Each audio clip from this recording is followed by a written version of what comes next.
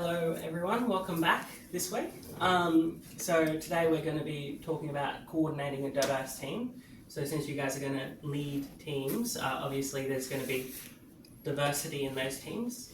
To state the obvious. And if that's really important, and it's really important to understand just the different people that you're going to be working with, and I think this is a process that you continue growing on throughout your life, and it's really fun and exciting stuff. So I'm glad this is the session that I enjoyed the most and put the most effort into. So hopefully it's worthwhile for you guys. So just to recap, last week, the rule of 7, people get things in their long-term memory when they hear it repeated 7 times. Expectations of your group and individual teams members overlap but remain distinct. Various steps should be taken to ensure people know what is expected of them, and people are motivated by an abstract statements but don't understand who their actions serve. Not by motivation, but by understand who their actions serve. So we've got a lot of things to cover, so we'll just talk to one person this week. Can you remember what a time when you or someone else thought you were communicating clearly but weren't?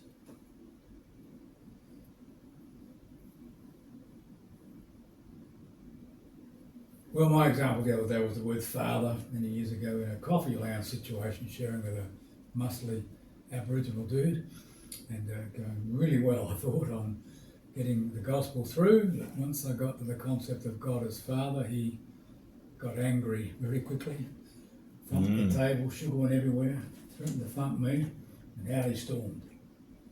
When my heart rate calmed a bit, I went outside and found him and asked questions rather than just talked, and discovered that my concept of what I meant by the word father and his understanding of what fathers do were not exactly the same.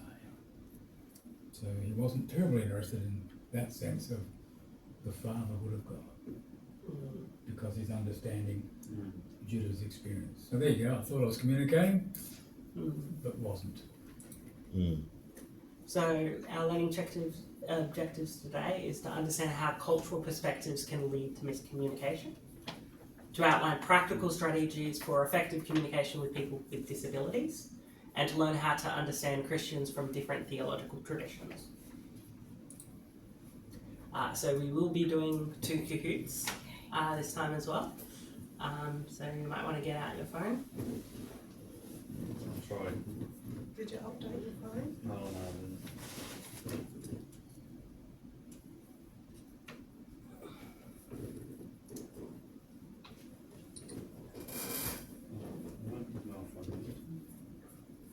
How did you find this Kahoot thing? Just go to Kahoot. How No, did you you find first. it? Oh, no, I just knew about it because I've done it before. It's so cool.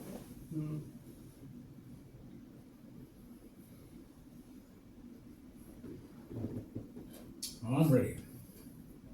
I'm ready. Yes. No. I'm distracted by You it. can't get in? Do you want to do No, you go. You do. Okay. You think I'm on Kahoot, but I'm on Facebook. So understanding principles of cross-cultural communication and ministry contact. So we've got a video to start with, and we actually have sound this time. Ooh.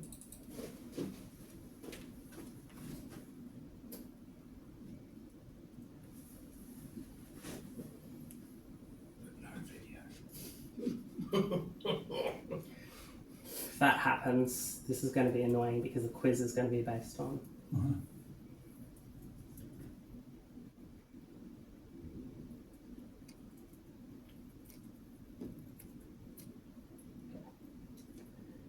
YouTube.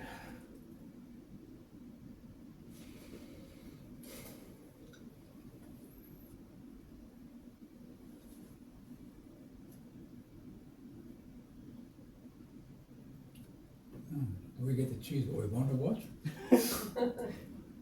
Eye contacts versus the contacts cultures.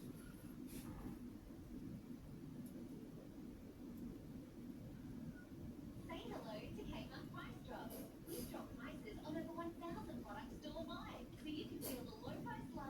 skip. Lower prices every day. Shop in-store, online, and on the Kmart app. Kmart, low prices for life. Did you know that every year, 2.4 billion kilos of fruit and veg never leave the farm? So we did something.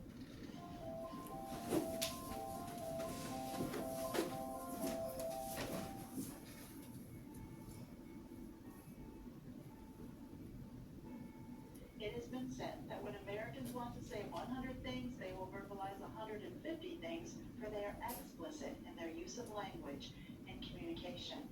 When the Japanese verbalize 70 things, they are trying to get the other person to understand 100, for they are using implicit understandings and at times nonverbal cues to get their point across. Cultures can be separated into two groups with regard to communication. High context cultures such as East Asian, Latin American, Southern Mediterranean, and Arab countries were commonly homogeneous, sharing a history of common values and assumptions. When people of high context cultures communicate, it is not necessary for them to say everything explicitly. Nonverbal cues often communicate what is not said, and silence can have great meaning. In parallel to this are low context cultures, such as America, Canada, and Western European countries. These communicators prefer clear descriptions, unambiguous communication, and are highly specific. Low context communicators do not rely or trust relationships in business communication. Instead, they rely more on the spoken or written word. So how can we bridge this communication gap? The gap is more about the language of behavior than language use itself. And it can be bridged by focusing on the key necessary to unlocking business in any form and at any level: relationships. High context cultures value relationship. Knowing the history and character of who they are communicating with influences what is communicated and how. A solid relationship supports a high context culture's natural implicit communication preference. Thus, it is an advantage to devote time and attention to relationship building when working with high context cultures. Being aware low context communicators may be perceived as moving too fast or as too direct and abrupt informs low context communicators to slow down, approach communication through developing understanding rather than just by giving specific explanations. Letting relationships percolate before trying to seal or even propose an outcome will create not only better communication, but better results as well.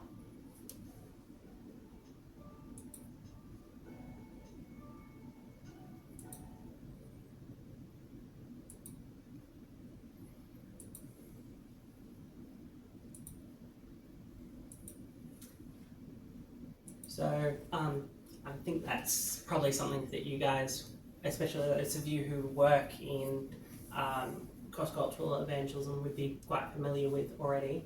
But yeah, something that is also relevant to leading people who, if in your team, who might be from a high context culture. Another thing to keep in mind is gestures. So in Western cultures, eye contact signifies honesty and attention. In many Asian and African cultures, prolonged eye contact with an elder or superior is seen as a sign of aggression or disrespect. So